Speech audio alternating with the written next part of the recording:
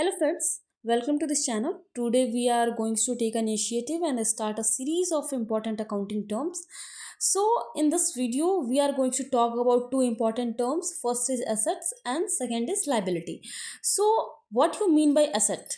Asset क्या होता है? सो इन द सिंपल लैंग्वेज है वो कंपनी के प्रॉफिट अर्न करने में हेल्प करते हैं. एक्चुअली प्रॉफिट अर्न करने के लिए, फ्यूचर प्रॉफिट को जनरेट करने के लिए एक बिजनेस जिस तरह के रिसोर्सेज को ओन करती है, that is called asset.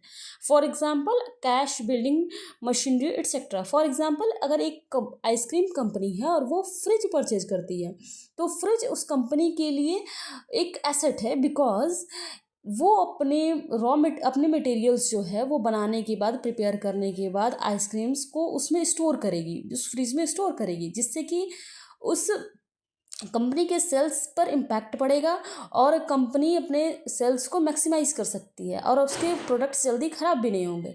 So for that company the fridge is an asset. Okay, so assets जो होते हैं बेसिकली टू टाइप्स के होते हैं. इंटेंजिबल एसेट क्या होता है? टेंजिबल एसेट्स वो एसेट्स होते हैं जिनको कि आप देख सकते हैं, आप टच कर सकते हैं, आप उसको फील कर सकते हैं. फॉर एग्जाम्पल आप मशीनरी को ले लो, लैंड को ले लो, बिल्डिंग को ले लो, इनको आप देख सकते हो. But what about the intangible asset? Intangible assets वो एसेट्स होते हैं जिनको आप देख नहीं सकते, फील नहीं कर सकते, टच नहीं कर सकते, बट वो कंपनी के लिए इम्पैक्ट क्रिएट करते हैं. For example goodwill. Now assets को हम दो तरीके से और क्लासीफाई कर सकते हैं. First is current assets and second is non current asset. Current assets means वो एसेट्स जिसको आप 12 मंथ के अंदर रियलाइज कर सकते हो, जैसे कि कैश एटसेट्रा. और नॉन करंट एसेट्स वो एसेट्स होते हैं जिनको कि बेचने के लिए, जिनसे पैसे लाने के लिए आपको थोड़ा वेट करना पड़ सकता है, मतलब वो 12 मंथ से ज़्यादा के लिए है, जैसे कि लैंड, बिल्डिंग एटसेट्रा.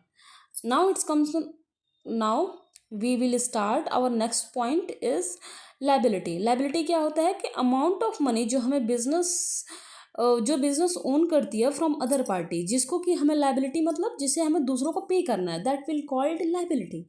जैसे कि आपके क्रेडिटर्स हो गए, आपको वो पैसा क्रेडिटर्स को देना है, वो क्या हो गया, हमारी लाइबिलिटी हो गई.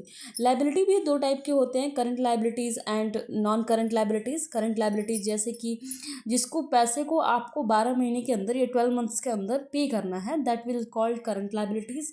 जिसको कि कंपनी की एक साइकिल में, कंपनी के अकाउंटिंग साइकिल में पे करना है, that will call current liability. And वो लाइबिलिटी जिसको कि कंपनी लॉन्ग टर्म के लिए लिए रखा है, लोन, जैसे कि 5 ईयर्स के लिए कंपनी ने लोन ले रखा है, तो वो लोन हमारे लिए क्या हो गया, that will call non current liability. So thank you so much everybody. I hope you will understand the point. Thank you.